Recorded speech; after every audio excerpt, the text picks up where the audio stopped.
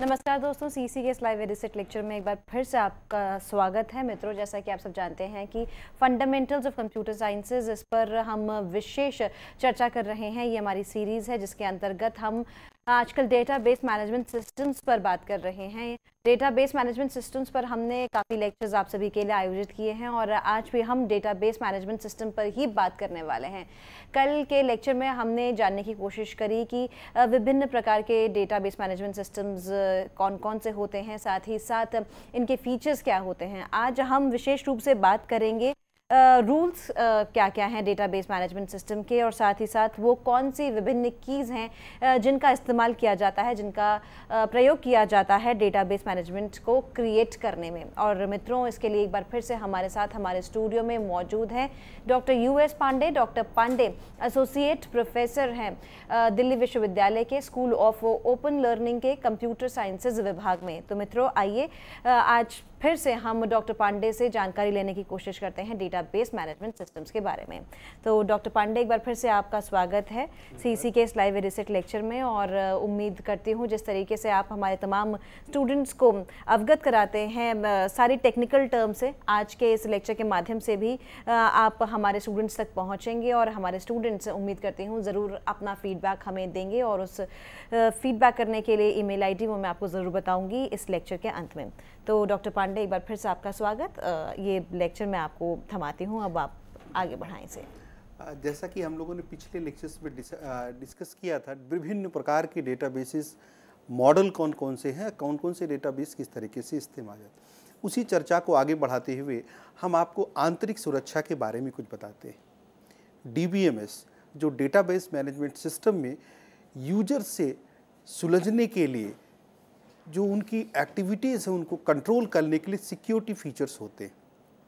आप एक्सेस को स्टार्ट करने के लिए पासवर्ड दे सकते हैं जिससे कि अनऑथराइज यूजर्स उसको एक्सेस नहीं कर सकते, या दूसरे शब्दों में कहें तो जो भी ऑथराइज यूजर्स हैं वही इसका प्रयोग कर सकते हैं। इसके अलावा डेटाबेस ऑब्जेक्ट्स को डेटाबेस के यूजर्स द्वारा देखे जाने से रोक सकते हैं। मैं आपको बता दूं, ऐसी बहुत सारे security provisions database management system में बने हुए हैं जिससे आप ऑथराइज यूजर्स को ही एंट्री दे सकते हैं और ऑथराइज यूजर्स ही उस प्रयोग में ला सकता है। ऐसी स्थिति के बारे में सोचिए जिसमें आपको एक स्टूडेंट प्रोफाइल डेटाबेस तैयार करना है। डेटाबेस का एम स्टूडेंट्स के डेटा को स्टोर करना है। डेटाबेस में 2 टेबल्स हैं।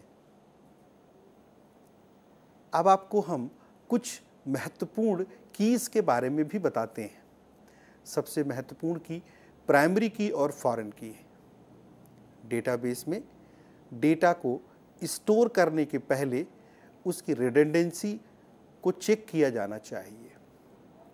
कीज़ का उपयोग डेटा की इंटीग्रिटी को मेंटेन करने के लिए किया जाता है। कीज़ जैसे ताले की कीज़ होती हैं, लगभग उसी प्रकार से हर डेटाबेस की एक की होती है कि एक महत्वपूर्ण फील्ड है, उसके अंदर हम ऐसी सूचना देते हैं जो अपने में यूनिक होती है। प्राइमरी और फॉरेन कीज़ में यूनिक वैल्यूज़ होती हैं जो इनपुट डेटा से आवश्यक इंफॉर्मेशन को फिल्टर करने में सहायता देती हैं। दूसरे शब्दों में कहें तो अनावश्यक जो सूचनाएं होती हैं उसको रोकने में भी मदद करती हैं। कीज़ बहुत प्रकार की होती हैं, मुख्यतः प्राइमरी और फॉरेन की। प्राइमरी की टेबल का वह फील्ड जो प्रत्येक रिकॉर्ड की पहचान करता है प्राइमरी की कहलाता है। प्राइमरी की यूजर्स को फील्ड्स के लिए डुप्लीकेट वैल्यू को इंटर करने से रोकता है। इस प्रकार डेटा में अनावश्यक चीज़ों को आने से रोकता है। यहाँ यह महत्वपूर्ण है आपको बताना कि इस की का मुख्य प्रयोग ऐसी स्थिति में किसी भी डेटाबेस में एक यूनिक वैल्यू को ही प्राइमरी की बनाया जा सकता है। उदाहरण के तौर पर आपने देखा होगा परीक्षाओं में जब आप परीक्षा देते हैं तो आपके लिए सबसे आवश्यक चीज़ आपका रोल नंबर होता है और आपकी सूचनाएं जैसे आपका नाम, पिता का नाम, डेट ऑफ बर्थ और भी संबंधित सूचनाएं, आपका टेलीफोन नंबर या अन्य प्रकार की जो सूचनाएं हैं वह उतनी आवश्यक नहीं होती जितना कि रोल नंबर। उसका कारण ये है कि हर एक स्टूडेंट का रोल नंबर बिल्कुल अलग होगा, या दूसरे शब्दों में कहें तो रोल नंबर उसकी यूनिक फील्ड होगी, यूनिक की होगी। अक्सर रोल नंबर कई सालों तक एक ही रहता है। उससे रिकॉर्ड को मेंटेन करने में, एक्सेस करने में, वैल्यू को जानने में, अपडेट करने में, मॉडिफाई करने में बहुत मदद मिलती है। दूसरी जो सबसे महत्वपूर्ण चीज़ है कि उसकी यूनिकनेस, यानी दो लोगों का रोल नंबर एक नहीं हो सकता है कभी कभी छात्रों का नाम भी एक हो, उनके पिता का नाम भी मिल सकता है, और भी ऐसी वैल्यूज़ हैं जैसे मार्क्स हैं वो भी आइडेंटिकल हो सकती हैं, या लगभग उस प्रकार की कई ऐसी फील्ड हैं जो एक हो सकती हैं। रोल नंबर उन सभी को अलग अलग तरीके से निर्धारित करता है और हर रिकॉर्ड की अलग यूनिकनेस बनी होती है। तो किसी भी रिकॉर्ड की जो टेबल की जो भी प्राइमरी की होगी वो यूनिक होगी और यह वैल्यू नल नहीं हो सकती, अन्य मतलब जीरो नहीं हो सकती। इसके लिए प्राइमरी की में कुछ न कुछ वैल्यू का होना आवश्यक है। तो जो भी रिकॉर्ड या टेबल, जो भी फाइल बनानी है आपको, उसमें प्राइमरी को इस तरीके से डिफाइन करना है जिससे उसकी यूनिकनेस दर्शाए। हमने जैसे बताया कि इसमें इसकी डुप्लीकेसी नहीं होती। दूसरे शब्दों में एक ही टेबल के अंदर आप दो प्राइमरी की नहीं क्रिएट कर सकते। किसी भी रिकॉर्ड के अंदर एक ही प्राइमरी की होगी और वो यूनिक होगी। जैसा आपने देखा इस फील्ड में एडमिशन नंबर, एक्टिविटी, रेटिंग, विभिन्न प्रकार के एडमिशन नंबर, एक्टिविटीज़ और रेटिंग्स दिखाई गई हैं। इसमें एडमिशन नंबर एक प्राइमरी की के रूप में डिफ़ाइन किया जा सकता है क्योंकि इसकी एक यूनिकनेस है, ये वैल्यू एक तरीके से बनी हुई है। एक्टिविटीज़ कोई भी हो सकती हैं लेकिन एडमिशन नंबर किसी का निर्धारित होगा तो फिक्स होगा। जैसा कि आप जानते हैं ऑर्गेनाइजेशंस में, बड़ी बड़ी कंपनियों में, या आप अपने जो ऑफिस में काम करते हैं आपको एक एम्प्लॉय कोड दिया जाता है।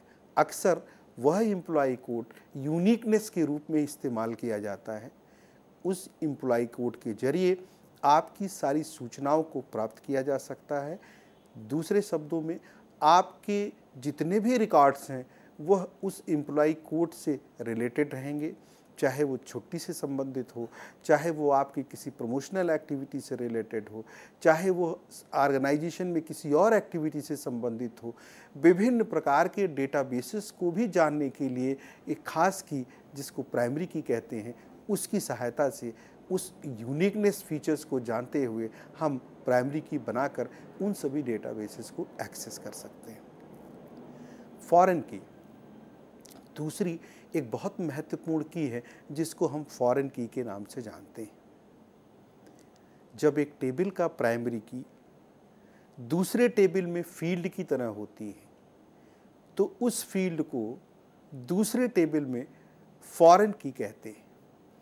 फॉरेन की का प्रयोग दो टेबल्स को रिलेट करने के लिए किया जाता है। उदाहरण के तौर पर आपसे संबंधित कोई एक टेबल बनाई गई है जिसके अंदर बहुत सारी सूचनाएं हैं। दूसरी और टेबल जो भी आपसे भी संबंधित है उसमें भी कुछ प्रकार की सूचनाएं हैं। मैंने आपको पहले भी बताया किसी टेबल में एक ही प्राइमरी की हो सकती है।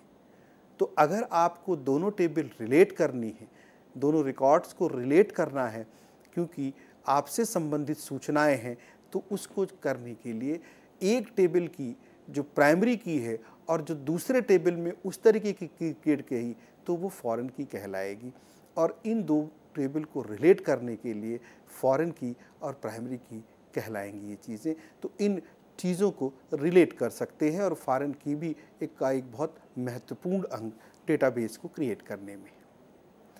उदाहरण के तौर पर आप देख सकते हैं कि प्राइमरी की एंड फॉरेन की, यहाँ पर public ID, public name, city, state, country, यह डिफरेंट फील्ड्स हैं पब्लिशर्स की। और दूसरी जो लिस्ट बनी है वो है टाइटल्स की, और different titles, title ID, title, type, public ID, price, advances, royalty, यह एक दूसरी टेबल बनी। पहली टेबल में जो पब्लिक आईडी है वो एक प्राइमरी की दर्शाती है, और वही पब्लिक आईडी दूसरी टेबल में एक फॉरेन के रूप में काम कर रही है, जिससे संबंधित और भी सारी सूचनाएं यहाँ पर मौजूद हैं। दूसरी एक महत्वपूर्ण की है जिसका नाम है कैंडिडेट की। आपने देखा डिफरेंट फील्ड्स में उसी से संबंधित अगर और कुछ भी सूचनाएं होती हैं तो वो की को, अगर जैसे दूसरे शब्दों में कहें कि अगर आपको दूसरी प्राइमरी की डिफाइन करनी हो तो एक टेबल में दो की तो हो नहीं सकती, तो उस की को एक दूसरे नाम से जानते हैं हम कैंडिडेट की। कैंडिडेट के लिए जैसा आपने इस फील्ड में देखा, student ID, first name, last name and course name, इसमें इसको हम कैंडिडेट की के नाम से भी बना सकते हैं, student ID and last name को। तो उससे संबंधित जो भी सूचनाएं हैं, जो फील्ड होगा, उसको हम कैंडिडेट की के नाम से जानते हैं। तीसरी एक सेकेंडरी की, जिसका एक बहुत महत्वपूर्ण योगदान है। सेकेंडरी की आप इस एग्जाम्पल में देख सकते हैं, पेरोल का एक लेजर बनाते हैं, एम्प्लॉय नंबर, चेक अमाउंट, पे डेट्स बनी हुई हैं। यह प्राइमरी टेबल है जिसके अंदर लगभग सारी सूचनाएं दी हुई हैं उस एम्प्लॉय कोड से संबंधित। दूसरा एक एम्प्लॉय का रिकॉर्ड है, उसके अंदर भी वो सारी सूचनाएं हैं जो एम्प्लॉय नंबर दिए गए हैं, डिफरेंट टाइप की पीरियड्स और डेट्स दिए गए हैं। तो एक की जो प्राइमरी की है उसको रिलेट करते हैं दूसरे सेकेंडरी की से, जहाँ पर वह कीज आ रही हैं उनको हम सेकेंडरी टेबल कहते हैं, और प्राइमरी टेबल और सेकेंडरी टेबल के बीच में वो जो दूसरी की होती है उसको हम सेकेंडरी की के नाम से जानते हैं। इसके अलावा और भी बहुत सारी कीज़ हैं, जैसे सुपर की जानते हैं, सुपर, इसके अलावा और भी कीज़ हैं जो डेटाबेस में एक बहुत महत्वपूर्ण रोल अदा करती हैं। आइए डेटाबेस के कुछ मुख्य नियमों को जानते हैं। इंटीग्रिटी रूल नंबर 1, जिसके अंदर किसी भी टेबल में प्रमुख की कभी भी खाली अथवा जीरो नहीं हो सकती। जैसा मैंने आपको बताया, यह इंटीग्रिटी रूल नंबर 1 है, जिसके अंदर डेटाबेस के जो कुछ डिफाइंड रूल्स हैं, जो भी आपने प्राइमरी की डिफाइन की है या उसको आप प्रमुख की कह सकते हैं, वह की के अंदर जो वैल्यू है उसका होना आवश्यक है। आप वैसे भी समझ सकते हैं, अगर किसी छात्र को रोल नंबर ही नहीं मिला है तो वो परीक्षा में कैसे शामिल हो सकता है। इसलिए या उससे संबंधित कोई भी जानकारी कैसे हासिल की जा सकती है। इसी तरीके से अगर आप किसी ऑर्गेनाइजेशन में रह रहे हैं और किसी ऑर्गेनाइजेशन में आपकी मुख्य पहचान एम्प्लॉय नंबर के रूप में जानी जाती है, या आप उदाहरण के तौर पर मिलिट्री सर्विसेज में काम करते हैं, आपकी कोई स्पेसिफिक कोड या नंबर होता है जिसकी तरह से आपके बारे में सारी सूचनाएं प्राप्त की जा सकती हैं, तो कहने का मतलब यह है कि उस की वैल्यू होना डेटाबेस में आवश्यक है। वह फील्ड जीरो नहीं हो सकती, उसके अंदर जो वैल्यू निर्धारित की जाएगी उसी वैल्यू के आधार पर ही आप डेटाबेस के अंदर आप चीज़ों को देख सकते हैं। इंटीग्रिटी रूल नंबर 2, जिसके अंतर्गत किसी भी दो टेबल में आपस के जोड़ने के लिए एक प्राइमरी की का होना आवश्यक है। मैंने आपको पहले भी बताया कि अगर दो टेबलों के बीच में कोई रिलेशन मेंटेन करना है, आपको कोई संबंध बनाना है, तो उसके लिए किसी न किसी एक प्राइमरी की का होना ज़रूरी है। दोनों टेबल के बीच में कुछ कॉमन होने की ज़रूरत है। उदाहरण के तौर पर अगर आपके किसी ऑफिस के अंदर आप कार्यरत हैं, उस ऑफिस के अंदर आपसे संबंधित सारी सूचनाएं रखी होंगी। अगर उस सूचनाओं को अकाउंट सेक्शन को उपयोग में लाना है, आपके पेरोल को बनाने के लिए, आपसे संबंधित किसी चेक अमाउंट को बनाने के लिए, तो उनकी जो टेबल्स में जो सूचनाएं होंगी, जो इंफॉर्मेशन उनके पास उपलब्ध होगी, उसमें भी उस टेबल से संबंधित या तो आपका एम्प्लॉई कोड होना चाहिए या आपसे संबंधित और सूचनाएं। आपने देखा होगा आजकल लगभग आपकी सैलरी सीधे बैंक को पहुंच जाती है। आप सोचिए कि ऐसी बहुत सारी टेबल्स, ऐसे प्रकार के डेटाबेसेस आपकी ऑर्गेनाइजेशंस में बिल्डअप किए जाते हैं, जिससे आपसे संबंधित जिन सूचनाओं की जहां आवश्यकता होती है, बिना किसी डिले के आराम से वो सूचनाएं वहां भेज दी जाती हैं।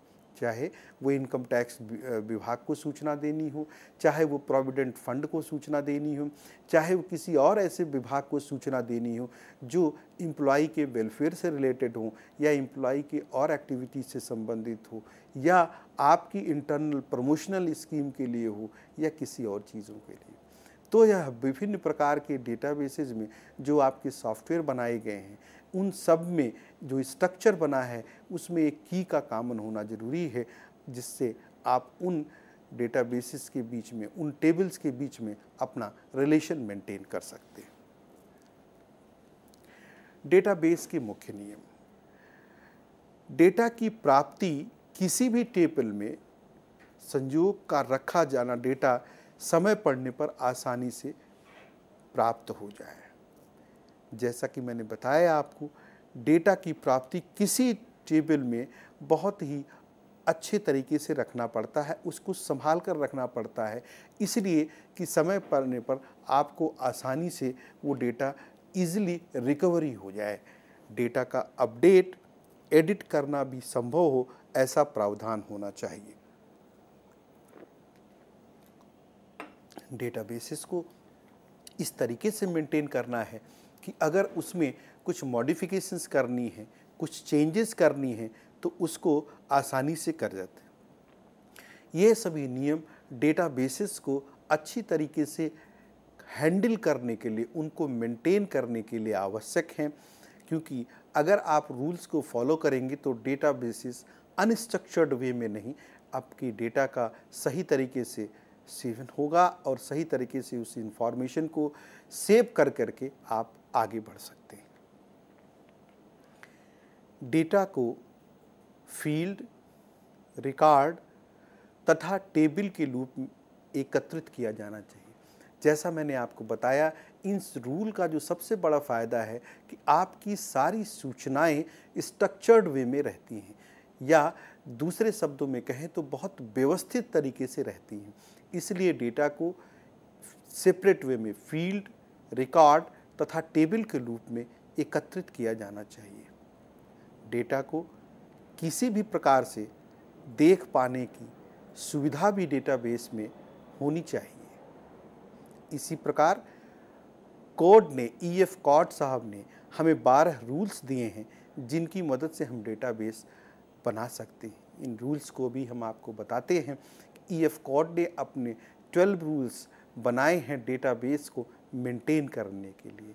जैसा मैंने आपको बताया, जैसे ही किसी चीज़ को लिखने की एक प्रक्रिया होती है, किसी चीज़ को मेंटेन करने की एक प्रक्रिया होती है, डेटाबेसेस को भी उन्हीं रूल के तहत आप सूचनाओं को रख सकते हैं और सूचनाओं को रिसीव कर सकते हैं, रिट्रीव कर सकते हैं, मॉडिफाई कर सकते हैं, अपडेट कर सकते हैं, क्रिएट कर सकते हैं, और डेटाबेस से संबंधित जो भी एक्टिविटीज़ है उसको परफॉर्म कर सकते हैं। इसके लिए यह ज़रूरी है कि आप इन नियमों का पालन करें, क्योंकि इससे सभी को एक ही तरीके से डेटाबेस को एक्सेस करने में, डेटा को हैंडल करने में दिक्कत नहीं आएगी। दूसरी चीज़ है नॉर्मलाइजेशन। डेटाबेसेस को बहुत सारी जो चीज़ें हैं उनको ठीक से रखने के लिए डिफरेंट नॉर्मलाइजेशन के फॉर्म्स बनाए गए हैं। नॉर्मलाइजेशन की कई कैटेगरी है। First normalization form, second normalization form, third normalization form and Boyce-Codd normal form, then fourth normal form and fifth normal form। ऐसे डिफरेंट नॉर्मलाइजेशन के तरीके को इस्तेमाल करके हम डेटाबेस को और आसान बना देते हैं। उनकी स्ट्रक्चर्स, उसमें जो दिक्कतें हैं उनको भी आसानी से बना करके हम डेटाबेस को इस्तेमाल करते हैं। फर्स्ट नॉर्मल फॉर्म को 1NF भी कहते हैं। सेकेंड नॉर्मल फॉर्म को हम 2NF के नाम से भी जानते हैं। थर्ड नॉर्मल फॉर्म को 3rd NF और BCNF जो बॉयस-कॉड नॉर्मल फॉर्म को हम कहते हैं।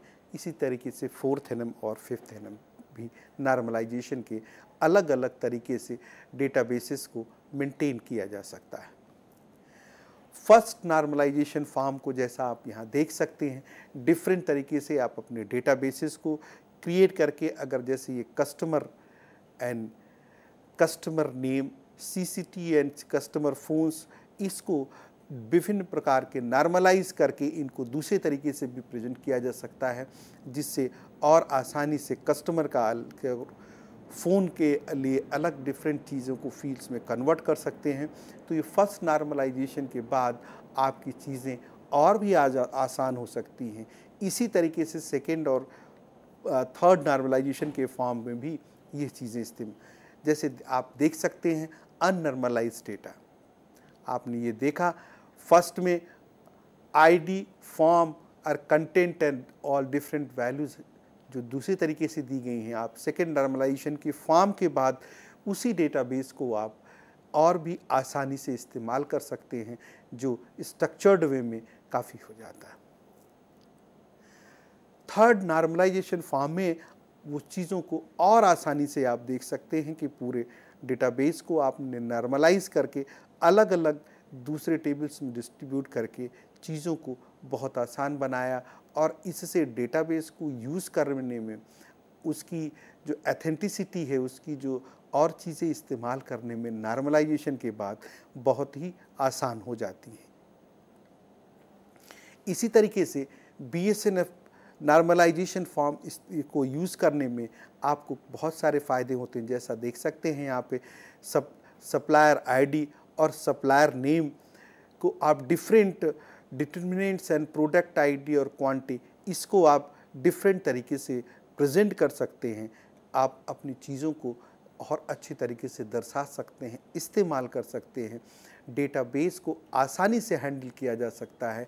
इन नॉर्मलाइजेशन से डेटाबेसेस को बहुत ही स्ट्रक्चर्ड वे में प्रेजेंट किया जा सकता है।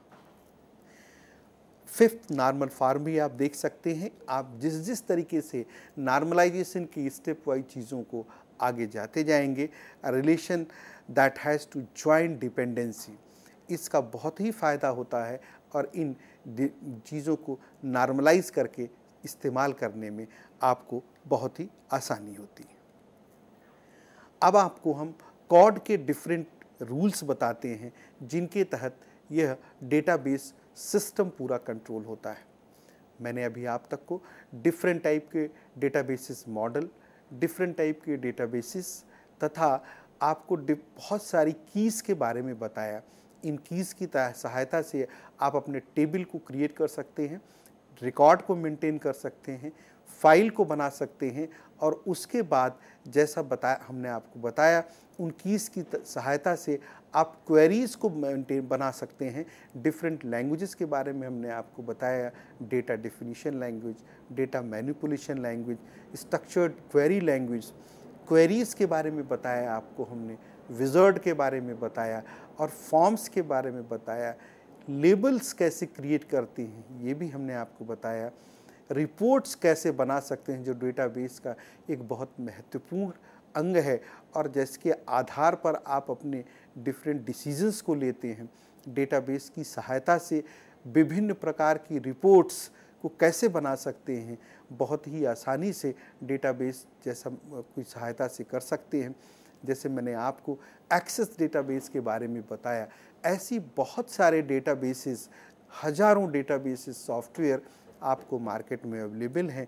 आप उन सॉफ्टवेयर को लेकर उसके हिसाब से कस्टमाइज़ कर सकते हैं, आप अपनी ज़रूरत के हिसाब से कस्टमाइज़ कर सकते हैं।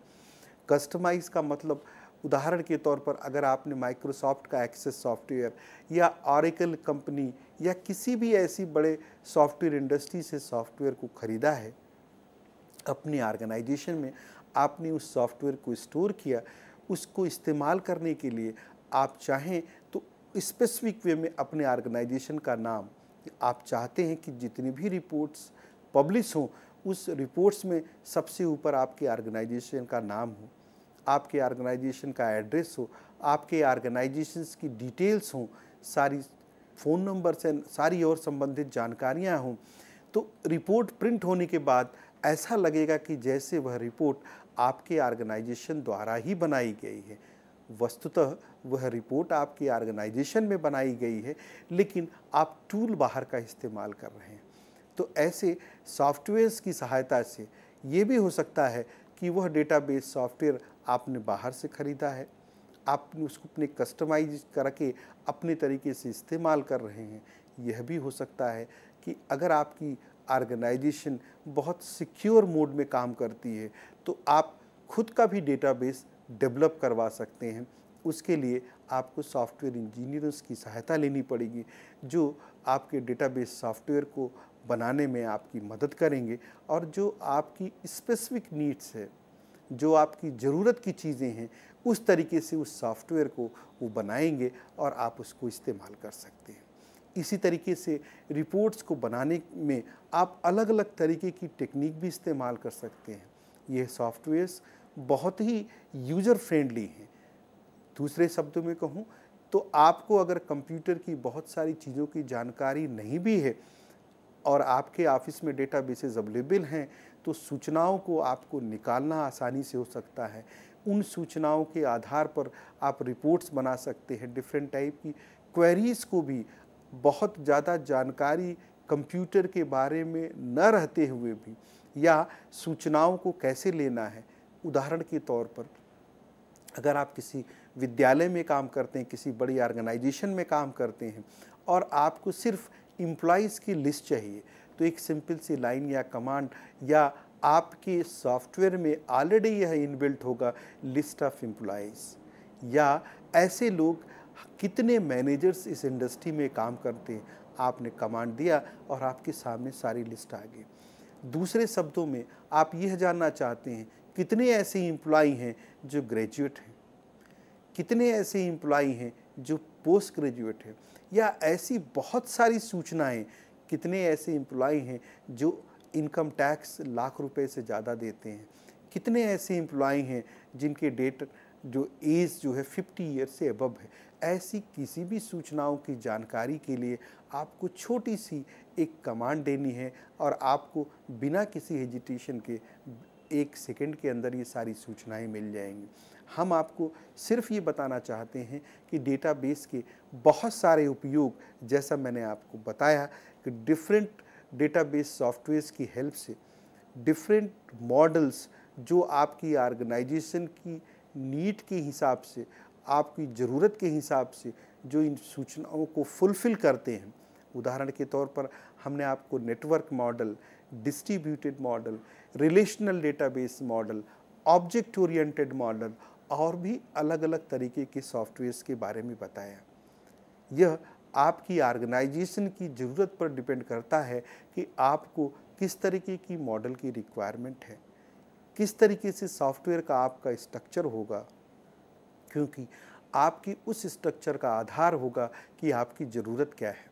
उदाहरण के तौर पर अगर आपको रेलवे की रिजर्वेशन का टिकट कराना है तो क्या क्या सूचनाएं रेलवे रखना चाहती है, क्या क्या सूचनाएं वो आपसे अपेक्षित है, क्या क्या सूचनाओं की आवश्यकता है। उदाहरण के तौर पर अगर आप सिंपल रेलवे टिकट बुक कराते हैं तो उसमें शायद आपको आइडेंटिटी की चीज़ प्रूफ करने की इमीडिएटली ज़रूरत नहीं है, लेकिन अगर आप रेलवे की टिकट में तत्काल रूप से टिकट को बुक कराते हैं तो आपकी आइडेंटिटी को इंश्योर करना ज़रूरी है। आपको मैं सिर्फ ये बताना चाहता हूँ कि डेटाबेस में आवश्यकता पड़ने पर क्या क्या फील्ड्स आवश्यक हैं, उस चीज़ों को ऑथेंटिकेट करने के लिए यह आपकी ज़रूरत के ऊपर, आपके ऑर्गेनाइजेशन की ज़रूरत के ऊपर पता लगता है। इसी तरीके से जैसे हमने आपको बताया कि अगर आप रेलवे में टिकट बुक कराते समय उस समय आइडेंटिटी की ज़रूरत नहीं है, तत्काल टिकट बुक करते हैं तो आइडेंटिटी की रिक्वायरमेंट होती है। उसका रीज़न ये होता है, कारण ये होता है कि जब भी वह व्यक्ति यात्रा करेगा तो उसी आइडेंटिटी के थ्रू अपनी वो यात्रा को आगे चला सकता है या टिकट को बुक कर सकता है। और संबंधित जो भी चीज़ें, रेलवे को आपसे सिर्फ यह जानना है कि आप किस तिथि को यात्रा करना चाहते हैं, आप किस ट्रेन का जो चुनाव करना चाहते हैं और कहाँ से कहाँ तक जाना चाहते हैं। यही रिकॉर्ड अगर आप किसी विश्वविद्यालय में एडमिशन के लिए लेना जाते हैं तो वहाँ जो सूचनाएं चाहिए होती हैं वो विभिन्न प्रकार की हो सकती हैं। उसमें आपका नाम जानना ज़रूरी है, उसमें आपकी एज जानना ज़रूरी है, उसमें आपके एड्रेस का भी जानना ज़रूरी है, उसमें आपकी सारी क्वालिफ़िकेशन के बारे में सारी जानकारी होना ज़रूरी है। साथ ही साथ जो भी और शिक्षा से संबंधित जिन की भी सूचनाओं की आवश्यकता होगी वह उसमें होना ज़रूरी है। आप इसी तरीके से अगर आप हवाई जहाज़ में यात्रा करते हैं तो आपको सिर्फ आप अपने नाम की ज़रूरत है और कौन यात्रा कर रहा है सिर्फ इतना बताना है। उसमें तो शायद यह भी नहीं बताना होता कि आप मेल, फीमेल या एज, इस तरीके के कॉलम भी नहीं होते। हम आपको सिर्फ ये बताना चाहते हैं कि डेटाबेस का निर्धारण आपकी ऑर्गेनाइजेशन की या जिस किसी ऑर्गेनाइजेशन से संबंधित हैं उसकी ज़रूरत के ऊपर ही निर्धारित होता है। किसी ऑर्गेनाइजेशन में जब कहाँ आप अपने जॉब करते हैं उस ऑर्गेनाइजेशन की रिक्वायरमेंट अलग होती है। कभी कभी आपको अपने ऑर्गेनाइजेशन में आपके फैमिली डिक्लेरेशन भी देखना होता है और भी ऐसी संबंधित सूचनाएं जो आपके लिए किसी वेलफेयर एक्टिविटी के लिए ऑर्गेनाइजेशन के लिए ज़रूरत है, उन सभी सूचनाओं को रखना होता है और उन सूचनाओं का कैसे इस्तेमाल करना है ये ऑर्गेनाइजेशनल नीड के हिसाब से होता है। हम आपको बताना ये चाह रहे हैं इतने उदाहरणों के साथ कि हर ऑर्गेनाइजेशन की, हर संस्था की अपनी अपनी अलग ज़रूरत है। उन संस्थाओं को किस तरीके की सूचना चाहिए, उसका कैसा स्ट्रक्चर होगा, उसका स्ट्रक्चर का मतलब डेटाबेस का स्ट्रक्चर कैसा होगा, उन सूचनाओं को एकत्रित करना, उन सूचनाओं को इस्तेमाल करना, यह उस ऑर्गेनाइजेशन की ज़रूरत पर निर्भर करता है। उदाहरण के तौर पर हमने आपको विश्वविद्यालय का उदाहरण दिया, हमने आपको रेलवे रिजर्वेशन सिस्टम का उदाहरण दिया, हमने आपको एयर रिजर्वेशन सिस्टम का उदाहरण दिया। आपकी अपनी ऑर्गेनाइजेशंस की क्या ज़रूरत हो सकती है यह भी डिपेंड करता है। दूसरा, ऐसे ही जैसे मैंने आपको बताया आप किसी संस्था में काम करते हैं तो आपकी प्रोविडेंट फंड की जानकारी जो आपकी संबंधित ऑफिस है उसको किस रूप में होती है, उनको किस किस सूचना की जानकारी चाहिए, यह सब उस पर निर्भर करता है कि आपकी डेटाबेस क्रिएट करने में कौन कौन सी फील्ड महत्वपूर्ण होगी। और इन सभी ऑर्गेनाइजेशंस में इस डेटाबेस को क्रिएट करने पर आपकी डेटाबेस की स्ट्रक्चर की प्राइमरी की क्या होगी, क्योंकि जो आपके बारे में यूनिक्स इस तरीके से बता दे। आपने देखा होगा आजकल यूनिक आईडी के नाम से की जाने वाली आधार कार्ड के बारे में आपने सुना होगा।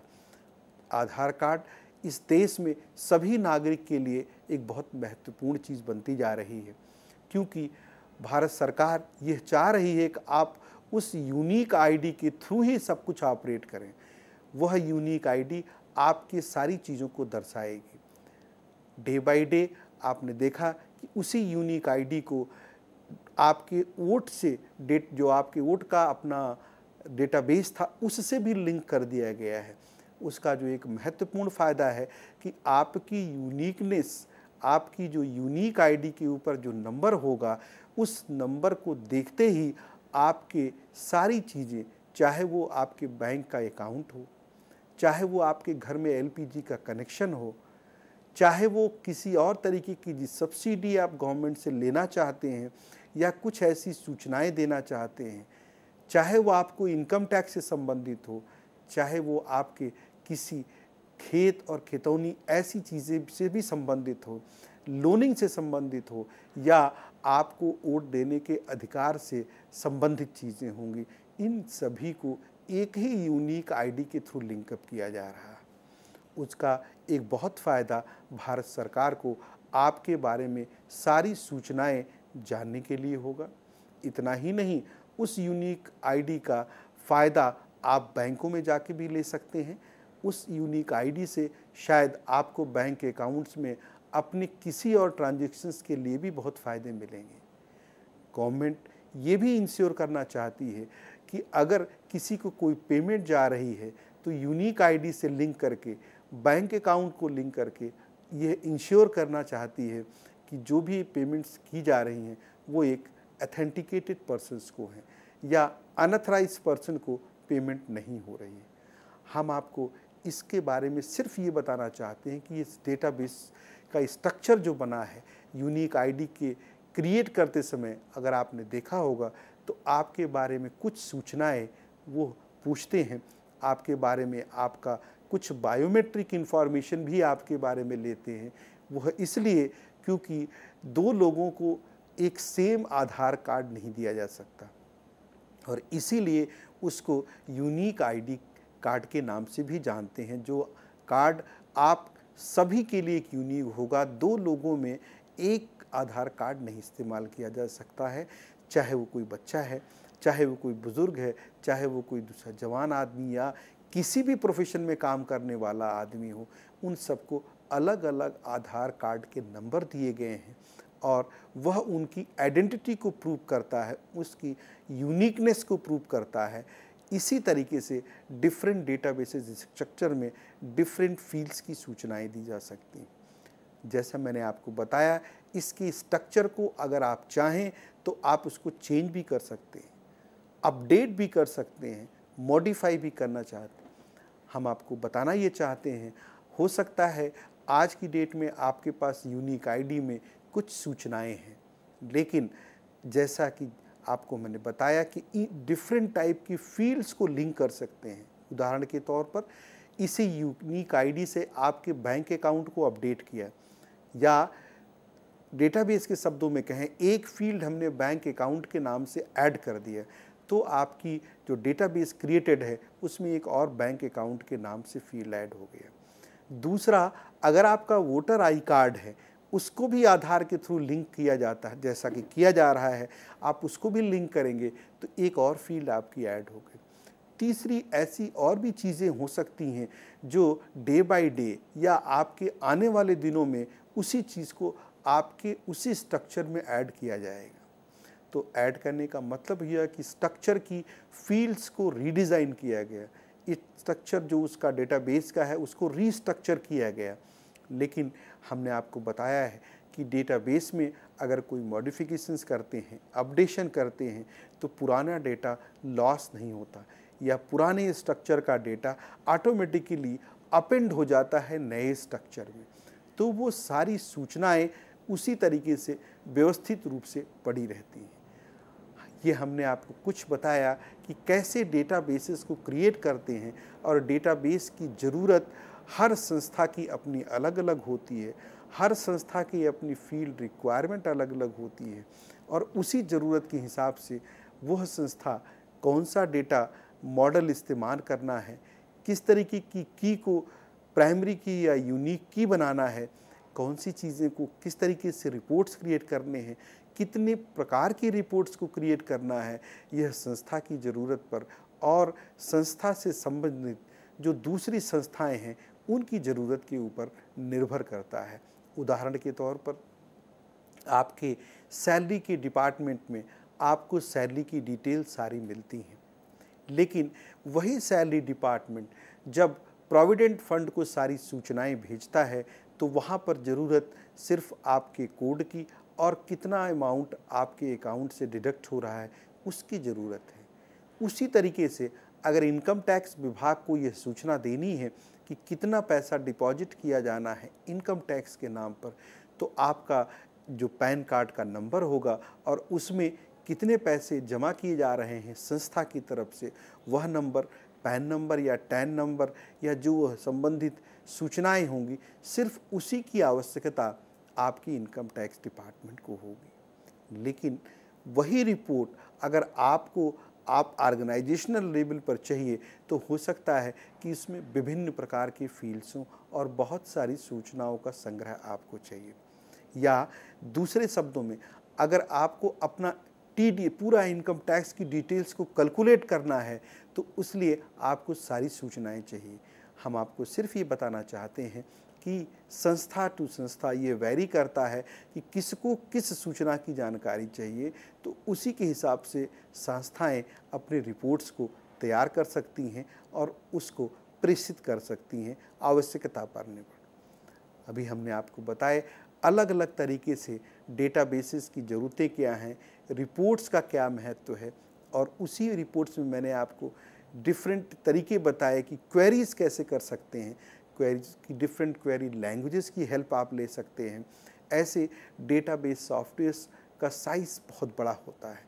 साइज़ का मेरा मतलब कि बहुत बड़ी बड़ी ऑर्गेनाइजेशंस इसमें तरह तरह से प्रयोग करती हैं, क्योंकि डेटा बहुत महत्वपूर्ण होता है, इसलिए इसको मेंटेन करना एक बहुत बड़ी जिम्मेदारी है। बड़ी बड़ी ऑर्गेनाइजेशंस को पूरे डेटाबेस को मेंटेन करना एक काफ़ी महत्वपूर्ण कार्य है।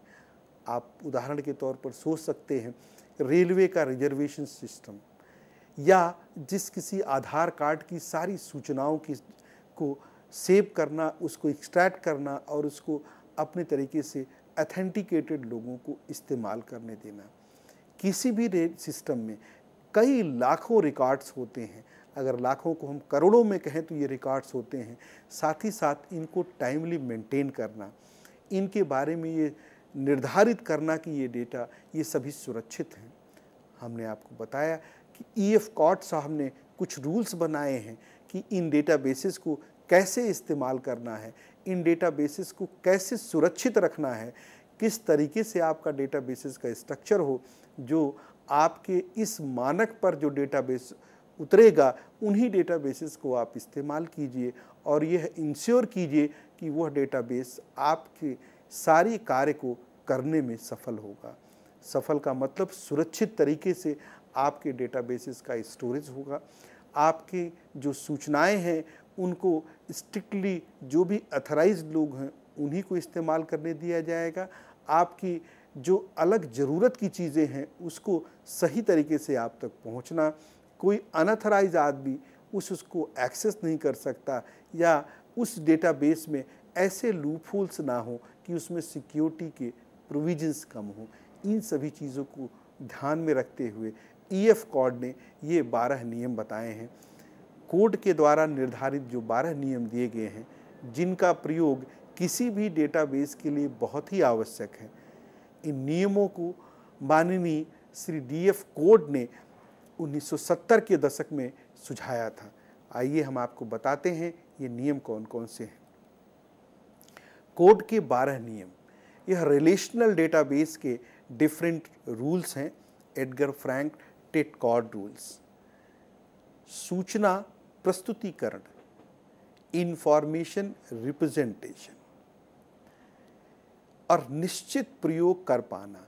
Information representation, guaranteed access, systematic treatment of null values. इस जो पहले नियम हैं इनको किसी भी सूचना को बहुत ही अच्छी तरीके से रिप्रेजेंट करना। रिप्रेजेंटेशन का अच्छी तरीके से मतलब यह है कि आप सूचना को इस तरीके से दें जिससे आप उसको आसानी से एक्सेस कर पाएँ। दूसरा, सूचनाओं को पढ़ पाना। ऐसी व्यवस्था डेटाबेस के अंदर होनी चाहिए कि सूचना आसानी से एक्सट्रैक्ट हो जाए।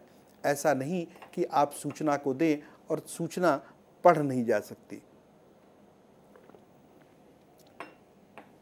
दूसरा, अगर सूचनाएं के अंदर कोई खाली वैल्यू है तो उसको कैसे उपयोग में लाना, यह भी बहुत महत्वपूर्ण है। डेटाबेस विवरण नियम, डेटाबेस डिस्क्रिप्शन रूल्स भी कोड ने ऐसे रूल्स बनाए हैं जिनको आप इस्तेमाल कर सकते हैं और इसकी सहायता से आपको डेटाबेस को बहुत अच्छी तरीके से इस्तेमाल करने में फ़ायदा मिलता है और कंट्रोल चीज़ें होती हैं। डेटा सहभाषा, कंप्रेहेंसिव डेटा सब लैंग्वेजेस, डेटा की जो डिफरेंट कंप्रेहेंसिव लैंग्वेजेज हैं उसको भी आप इस्तेमाल कर सकते हैं। व्यू अपडेटिंग, अगर आपने डेटाबेस में कुछ अपडेट किया है तो आप उसको जान पा सकते हैं, समयानुसार देख पाना। यह इसलिए भी महत्वपूर्ण है, आप ये सोचिए कि अगर आप डेटाबेसेस में कोई चेंजेस करते हैं, जैसा कि किसी फाइल में अगर आपने कुछ अपडेट किया, तो यह सूचना उस डेटाबेस में ही अंदर मौजूद होती है कि किसने इस सूचना को चेंज किया, कब चेंज किया, कौन अथराइज था। उदाहरण के तौर पर कुछ ऐसी सूचनाएं हो सकती हैं जो आपके डिपार्टमेंट में बहुत महत्वपूर्ण है।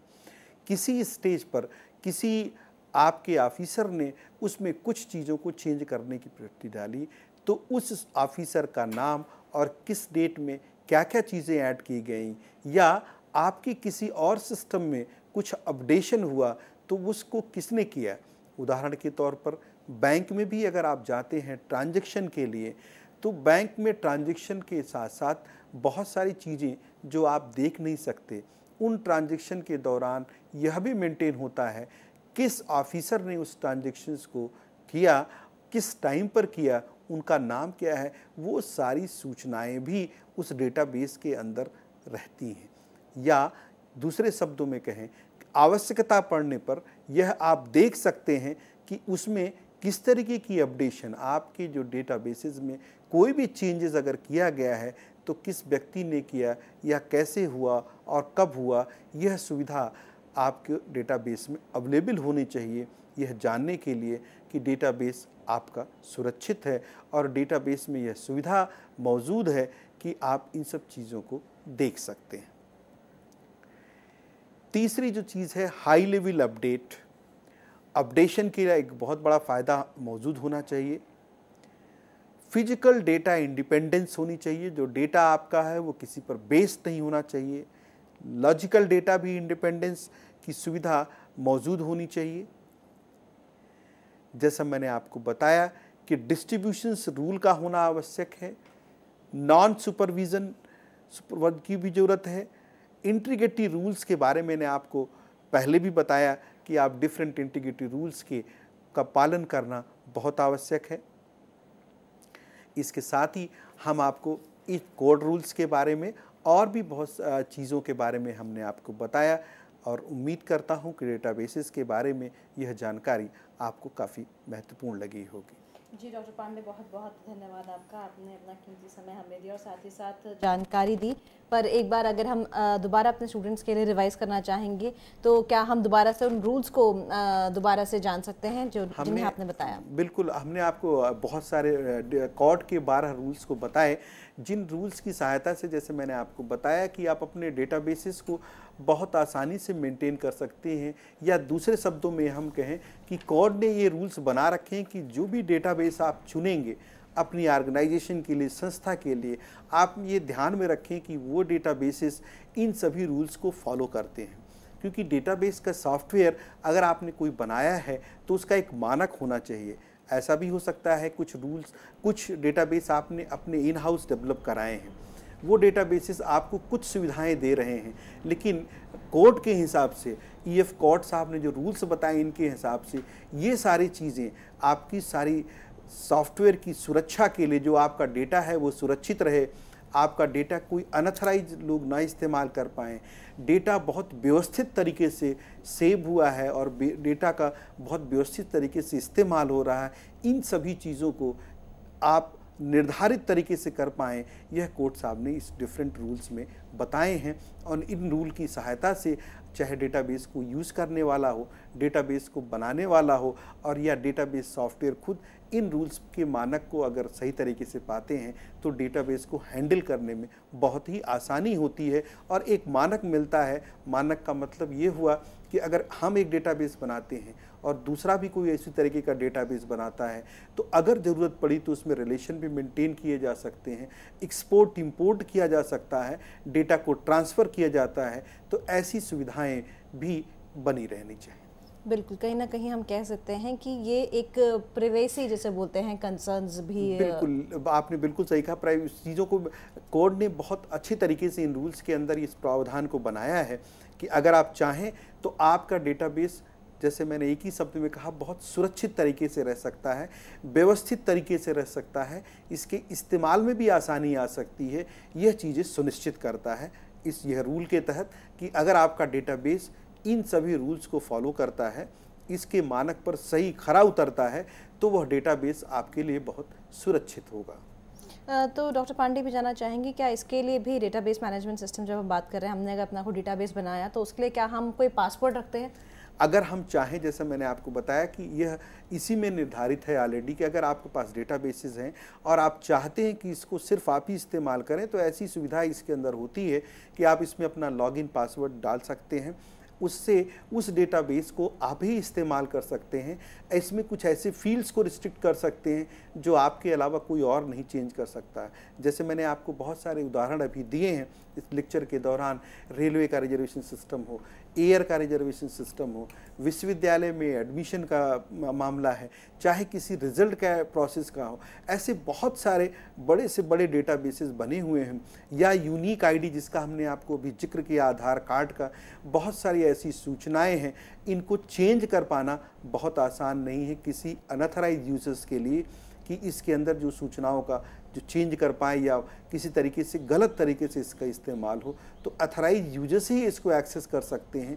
यह निर्धारित करना भी एक डेटाबेस का काम है। तो ये सारी चीज़ें इसके अंतर्गत आती हैं। तमाम कह सकते हैं कि तमाम प्राइवेसी कंसर्न्स और इश्यूज़, और जैसे आपने बताया कि रूल्स और रेगुलेशंस हैं, अगर इसको फॉलो किया जाए तो कहीं ना कहीं हम अपने डेटा को बचा सकते हैं। पर क्या इन सब के बावजूद भी मुद्दा उठता है कि क्या कभी हमारा डेटाबेस जो है वो हैक हो सकता है?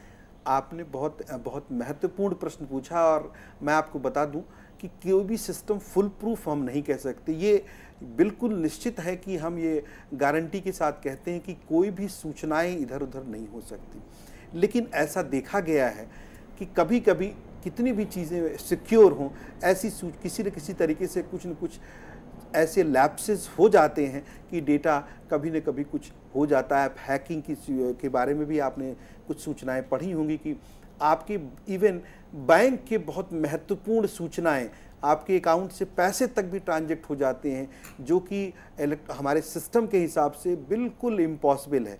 आपने देखा होगा, सुना भी होगा कि कभी कभी एटीएम से कोई गलत आदमी ट्रांजैक्शंस कर लेता है या कुछ ऐसे लूप होल्स। तो मैं यह बिल्कुल नहीं कहूँगा कि ये बिल्कुल 100%, वैसे तो ये बिल्कुल 100% फुल प्रूफ है। इसके बावजूद भी जो टेक्निकल लोग हैं कुछ न कुछ गलतियां ऐसी कर सकते हैं कि जिससे आपके डेटाबेस के कुछ न कुछ चीज़ें हैक हो सकती हैं, ऐसी संभावना बनी रहती है। और जैसा मैंने आपको बताया कि कई बैंक्स या और भी बहुत महत्वपूर्ण संस्थाएं अपने कुछ लोगों को सिर्फ इसी बात के लिए लगाती हैं कि वह चेक करते रहें कि सूचनाएं हैक तो नहीं हो रही हैं या कोई ऐसा नई टेक्निक तो नहीं डेवलप कर लिया गया जिससे ये हैकिंग की जा रही है। तो एक हैकिंग एक अलग सा फील्ड बनता जा रहा है, और इन सूचनाओं को व्यवस्थित करने के लिए इन सभी चीज़ों को भी जानना ज़रूरी है। वैसे तो सूचनाओं को बहुत आसानी से नहीं निकाला जा सकता, लेकिन मैं ये कहना चाहूँगा कि ऐसी चीज़ें भी कभी कभी होती रहती हैं। जी डॉक्टर पांडे, यहाँ पर एक प्रश्न मेरे जहन में आ रहा है, शायद ऐसा होता होगा या हो सकता है। कभी कभी हम देखते हैं जैसे कि आजकल ऐप की दुनिया है, हमारे पास ऐप्स हैं, या फिर हम कंपैरिजन करें, हमारे पास जैसे बहुत सारी साइट्स होती हैं जिनसे हमें लॉग आउट करना पड़ता है तभी हम उनसे बाहर आते हैं। अगर हमने अपने सिस्टम पर वो साइट, यानी वो फॉर एग्जाम्पल अगर हम कहें उदाहरण के तौर पर कि वो सोशल नेटवर्किंग साइट है, जब तक हमने लॉग आउट नहीं किया तो हम बाहर नहीं आते हैं, वो खुला का खुला रहता है। अगर कोई और व्यक्ति आकर सिस्टम को यूज़ करता है तो आसानी से हमारे अकाउंट में जा सकता है। वहीं आज के दौर में कुछ ऐप्स की बात करें तो वो ऐप्स कुछ इस तरीके से हैं, अगर हम उनसे लॉग आउट नहीं भी करते हैं, पर अगर हम उन्हें जस्ट क्रॉस कर बंद कर देते हैं तो वो बंद हो जाता है। क्या डेटाबेस मैनेजमेंट सिस्टम्स में भी ऐसा कुछ प्रोसेस या कोई सी टेक्निक अवेलेबल है या हो सकती है आगे कि हमने अगर बंद कर दिया या हमने कुछ देर तक उसको यूज़ नहीं किया तो उसका टाइम पीरियड खत्म हो गया, डेटाबेस मैनेजमेंट जो हमारा जो सिस्टम है उसे कोई और इस्तेमाल नहीं कर सकता? बहुत आपने दोबारा मैं कहूँगा कि ये बहुत महत्वपूर्ण क्वेश्चन है आप सभी मित्रों दर्शकों को जानने के लिए कि यह प्रश्न बहुत इंपॉर्टेंट है। कभी कभी ऐसा होता है, उदाहरण के तौर पर मैं आपको बताता हूँ, आपने बैंक की साइट खोली या किसी भी एप्लीकेशन की साइट खोली और थोड़ी देर इस्तेमाल करने के बाद आप भूल गए उसको बंद करना। तो कुछ डेटाबेसेस में ऐसी सुविधाएं ऑलरेडी होती कि अगर आप उसको 10 से 1 मिनट के लिए नहीं इस्तेमाल करते तो ऑटोमेटिकली वो डेटाबेस क्लोज हो जाता है। जहाँ तक एप्लीकेशन सॉफ्टवेयर की बात है, जो ऐप्स आप इस्तेमाल करते हैं मोबाइल पर, वहाँ स्ट्रक्चर थोड़ा सा अलग भी हो सकता है। अक्सर मोबाइल पर उदाहरण के तौर पर आप फेसबुक या कोई भी सोशल साइट इस्तेमाल कर रहे हैं और आप उसको नहीं बंद करते हैं, तो चूंकि वो आपके मोबाइल से लिंक है, उसकी सिक्योरिटी मोबाइल से रिलेटेड है, तो अक्सर वो डेटाबेस कभी कभी नहीं बंद करने पर भी अनसिक्योर नहीं होता, या दूसरे शब्दों में कहूँ कि दूसरा व्यक्ति उसको इस्तेमाल नहीं कर पाता। वो आपका मोबाइल है और आप अपने मोबाइल पर उस एप्लीकेशन को अगर ऑन छोड़ भी देते हैं तो आप दोबारा अगर कोशिश करेंगे तो हो सकता है आपको दोबारा लॉगिन की ज़रूरत ना पड़े, ऑटोमेटिकली वो एक्टिवेटेड हो जाता है, क्योंकि आपका मोबाइल नंबर खुद ही एक बहुत सिक्योर चीज़ है। तो मोबाइल में एप्लीकेशंस को इस्तेमाल करना और अदर तरीके से किसी सिस्टम पर इस्तेमाल करने में भी फ़र्क है। अमूमन ऐसे सॉफ्टवेयर्स में ऐसी चीज़ें होती हैं कि अगर कुछ टाइम ड्यूरेशन तक आप अपने डेटाबेस को नहीं इस्तेमाल कर रहे हैं या किसी भी एक्टिविटी को नहीं कर रहे हैं तो ऑटोमेटिकली वो डेटाबेस क्लोज हो जाता है, और अगर आपको दोबारा उसको इस्तेमाल करना है तो आपको दोबारा लॉगिन करना पड़ेगा और दोबारा पासवर्ड डालना पड़ेगा। ऐसी लगभग काफ़ी जो यूज़र फ्रेंडली सॉफ्टवेयर्स हैं, काफ़ी जो महत्वपूर्ण साइट्स हैं, उनमें ये सुविधा अवेलेबल है कि आप, क्योंकि कोई भी अनऑथराइज्ड आदमी उसको एक्सेस ना कर पाए। जी डॉक्टर पांडे, एक बार फिर से आपका बहुत बहुत धन्यवाद। आपने तमाम जानकारी हमें दी डेटाबेस मैनेजमेंट सिस्टम्स के बारे में। आगे भी हम उम्मीद करते हैं कि ऐसे लेक्चर्स अपने छात्र छात्राओं के लिए, अपने देखने वालों के लिए आयोजित करेंगे, जिससे कि उनके ज्ञान में वृद्धि हो। और मित्रों, अगर आपके कोई भी प्रश्न है इस विषय से संबंधित तो आप हमें मेल कर सकते हैं info.cc@nic.in। तो डॉक्टर पांडे, एक बार फिर से आपका बहुत बहुत धन्यवाद।